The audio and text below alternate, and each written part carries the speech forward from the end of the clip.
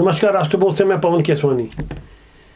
छत्तीसगढ़ में भारतमाला मुआवजा प्रकरण में क्या बड़े बड़े नेताओं को बचाने का खेल शुरू हो गया है। पुराने मुख्यमंत्री भूपेश बघेल के शासनकाल में रायपुर से विशाखापट्टनम कॉरिडोर बनाने के लिए जमीनों के मुआवजे के इस खेल में न केवल कांग्रेस बल्कि भारतीय जनता पार्टी के कुछ पुराने दिग्गज भी शामिल थे। जमीन दलाली के काम में लगे हुए दलालों के अलावा कई बड़े बड़े अधिकारियों के साफ तौर पर नाम आने के बावजूद एक की भी आज की तारीख में गिरफ्तारी नहीं हुई है। यहाँ गौर करने वाली बात यह है कि भारतमाला परियोजना जमीन घोटाले वाले मामले में बीती 6 अप्रैल को एक एफआईआर दर्ज हुई थी। इसके बाद 23 अप्रैल को एक और एफआईआर दर्ज हुई थी। यहाँ चौंकाने वाली बात यह है कि बाद में जो एफआईआर दर्ज हुई उस मामले में उमा तिवारी, केदार तिवारी, हरमीत खनूजा, विजय जैन को गिरफ्तार किया गया था।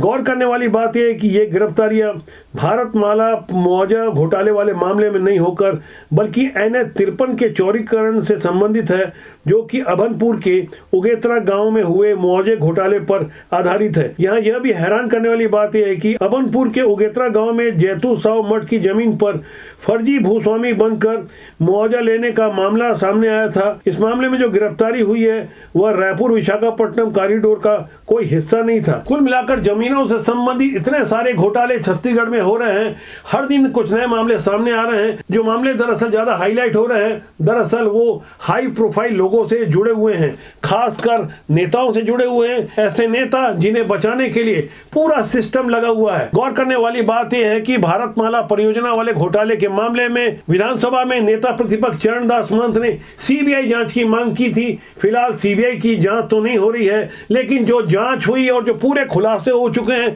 जिन बड़े बड़े अधिकारियों के नाम सामने आए वो सारे के सारे फरार बताए जा रहे हैं। ईओडब्ल्यू ने आज की तारीख में एक को भी गिरफ्तार नहीं किया है। जिन बेईमान अधिकारियों ने अपनी नौकरी की परवाह किए बगैर सैकड़ों करोड़ का भारतमाला परियोजना जमीन घोटाला किया है, इनमें इस पूरे घोटाले के सूत्रधार पटवारी जितेंद्र साहू, पटवारी बसंती धृतरेले, एसडीएम निर्भय साहू, पटवारी दिनेश पटेल, आरआई रोशनलाल वर्मा, तहसीलदार शशिकांत कुर्रे, नायब तहसीलदार लखेश्वर प्रसाद किरण और पटवारी लेखराम देवांगन, इनमें से एक की भी गिरफ्तारी नहीं हुई है। ये सभी के सभी फरार हैं।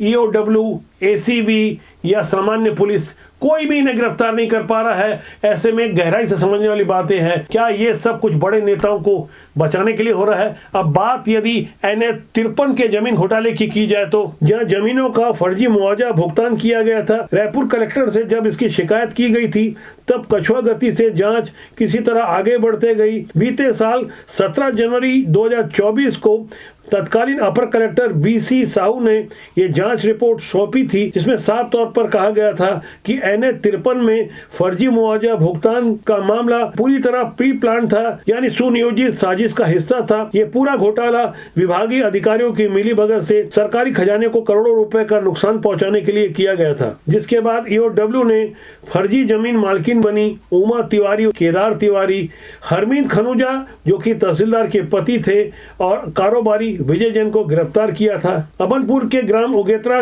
में कुल 4 खसरों में कुल रकबा 7.33 हेक्टेयर भूमि से ठाकुर रामचंद्र जी स्वामी मंदिर, सरवराकार महंत लक्ष्मी नारायण दास जी, गुरु बिहारी दास जैठू मठ रायपुर के नाम विलोपित कर उसमें उमा तिवारी का नाम दर्ज करवा लिया गया था। सैकड़ों साल पहले हमारे बुजुर्गों ने, हमारे पूर्वजों ने मठ मंदिरों के नाम पर जमीनें दान की गई थी और आज की तारीख में ऐसे कई मठ मंदिर हैं जिनके महंत जमीनों को बेच रहे हैं। शासन प्रशासन में बैठे हुए सफेद पोश नेता और अधिकारी अच्छी तरह से जानते हैं कि मठ मंदिर की जमीनें बेची खरीदी नहीं जा सकती, लेकिन सब कुछ होता है, खुलेआम होता है, डंके की चोट पर होता है। पुरानी भूपेश बघेल शासन के जमाने के गड़े मुर्दे या पाप एक एक कर निकल कर सामने आ रहे हैं। राजपूत के जनमन से हम लगातार ऐसी बातों को इसलिए प्रमुखता से आपके सामने प्रस्तुत कर रहे हैं जिससे आप सजग रहें। शासन और सिस्टम में बैठे हुए अधिकारियों को यदि बेईमान नेताओं का परिश्रय या संरक्षण न मिले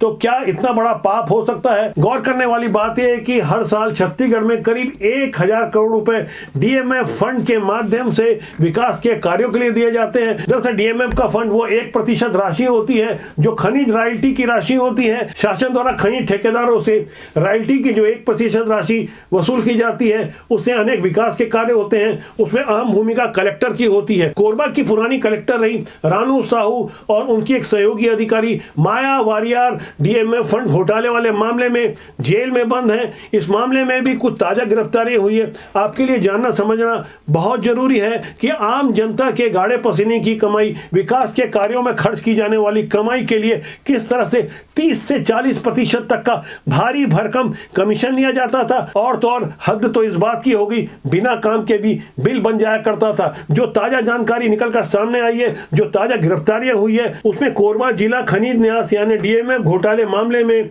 ईओडब्ल्यू और एसीबी ने संयुक्त रूप से कार्रवाई करते हुए कोरबा जिले में पदस्थ रहे डीएमएफ फंड के पुराने नोडल अधिकारी राम भरोसा ठाकुर सहित 3 तत्कालीन जनपद सीओ को गिरफ्तार किया गया है। इस मामले में पुरानी कलेक्टर रानू साहू को जहां पहले ही गिरफ्तार किया जा चुका है, तब अकेले कोरबा को ही 500 करोड़ रुपए डीएमएफ फंड के मिलते थे। रानू साहू की जैसे ही कोरबा कलेक्टर के रूप में नियुक्ति होती है तो अपनी वो खास और विश्वस्त अधिकारी माया वारियर जो उन दिनों बालोद में पदस्थ थी, उनका ट्रांसफर करवा कर वो कोरबा ले आई। इसके अलावा रानू साहू को राम भरोसा ठाकुर पर पूरा भरोसा था, उनका भी ट्रांसफर उन्होंने कोरबा करवाने में अपनी महती भूमिका निभाई। जो कि उस समय अपर कलेक्टर थे।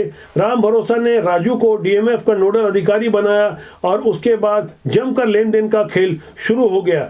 अकेले 42 आत्मानंद स्कूलों के लिए 279 करोड़ रुपए की सामग्री खरीदी की गई। इतना ही नहीं, शहर एवं ग्राम पंचायत के निर्माण कार्यों में भी भारी अनियमितता की गई। इस मामले में जो कमीशन खोरी का खुलासा हुआ है वह यह है कि राम भरोसा 7% कमीशन लेते थे, जबकि जनपद पंचायत कोरबा के मुख्य कार्यपालन अधिकारी यानी सीओ भुवनेश्वर सिंह राजपोड़ी, उपोड़ा के सीओ राधेश्याम मिर्घा व पाली के सीओ वीरेंद्र कुमार राठौर 4 से 5% का कमीशन लेते थे। इस दौर में ठेकेदारों के बीच यह बात प्रचलित हो गई थी कि डीएमएफ फंड के कार्यों का ठेका ले लो, बिना कार्य के जमकर भुगतान हो रहा है। ये वजह रही कि जब बिना काम के भुगतान हो रहा हो तो जमकर नेतागिरी शुरू हो गई। खासकर इसमें कांग्रेस के कई नेता भी शामिल हो गए, जिनकी अप्रोच लगाई जाती थी कि हर हाल में उनके चहेते ठेकेदारों को डीएमएफ फंड का काम कोरबा से मिले। या आप सोचिए, सैकड़ों करोड़ यानी अरबों रुपए का जब घोटाला हो रहा हो तो क्या पुराने मुख्यमंत्री भूपेश बघेल को इसकी जानकारी नहीं होगी? और खासकर भूपेश बघेल की पुरानी उप सचिव सौम्या चौरसिया जो कि रानू साहू के साथ जेल में बंद है, उनसे भी गहरी पूछताछ हुई। कई तरह के इनपुट सामने आ रहे हैं। गौर करने वाली बातें हैं, डीएमएफ फंड का ये घोटाला केंद्र सरकार से मिलने वाले पैसों में भी हुआ। केंद्र सरकार जिन मत के लिए पैसे देती थी उसके लिए डीएमएफ फंड की भी स्वीकृति मिल जाती थी। 2022 में केंद्र सरकार ने पिछड़ी जनजाति के लिए 39 करोड़ रुपए आदिवासी विकास विभाग को प्रदान किया था। इस मद से 2.5 करोड़ की राशि छात्रावासों के मरम्मत के लिए दी गई थी, लेकिन उस समय के आयुक्त माया वारियर ने इतनी राशि की स्वीकृति डीएमएफ फंड से भी करवा दी। यानी इन अधिकारियों को यकीन हो गया था कि उनका कोई कुछ नहीं बिगाड़ पाएगा। फिलहाल वो जेल की शोभा बढ़ा रहे हैं। ये वो चंद उदाहरण हैं जिससे पता चलता है कि हमारे सिस्टम में अभी भी कितने घपले घोटाले हो रहे हैं जो फिलहाल पकड़ में नहीं आए हैं। ऐसे ही कई घपले घोटालों की हमारे पास लगातार जानकारी आ रही है। हम लगातार रिसर्च कर रहे हैं, पड़ताल कर रहे हैं और समझने की कोशिश कर रहे हैं सच क्या है। शासन और सिस्टम में बेईमानी पूरी तरह से फिलहाल रुक पाना संभव नहीं है। शायद यही कारण रहा होगा कि राष्ट्रीय स्तर पर जब देश के प्रधानमंत्री ये ऐलान करते हैं न खाऊंगा न खाने दूंगा, उनकी इस एक लाइन से भी कई लोगों को खासी परेशानी शुरू हो जाती है। दरअसल बदले में भारत की कुछ बदली हुई तस्वीर को हम समझने की कोशिश कर रहे हैं। बेईमानों और घोटालेबाज की असल तस्वीर हम लगातार राष्ट्रबोध के माध्यम से प्रस्तुत करते हैं, जिससे आप सचेत रहें और गौर करें कि किस तरह के लोग राजनीति में हावी हैं। हमारा मानना है राजनीति बुरी नहीं होती, उसमें काम करने लोग अच्छे बुरे होते हैं। जब तक अच्छे लोग राजनीति में नहीं आएंगे, शासन और सिस्टम में भला बदलाव कैसे होगा। आज के अंक के लिए इतना। मेरा आपसे आग्रह कि चैनल को देखें, लाइक करें, शेयर करें, सब्सक्राइब करें और अच्छे लोगों को राजनीति में प्रमोट करें। नमस्कार।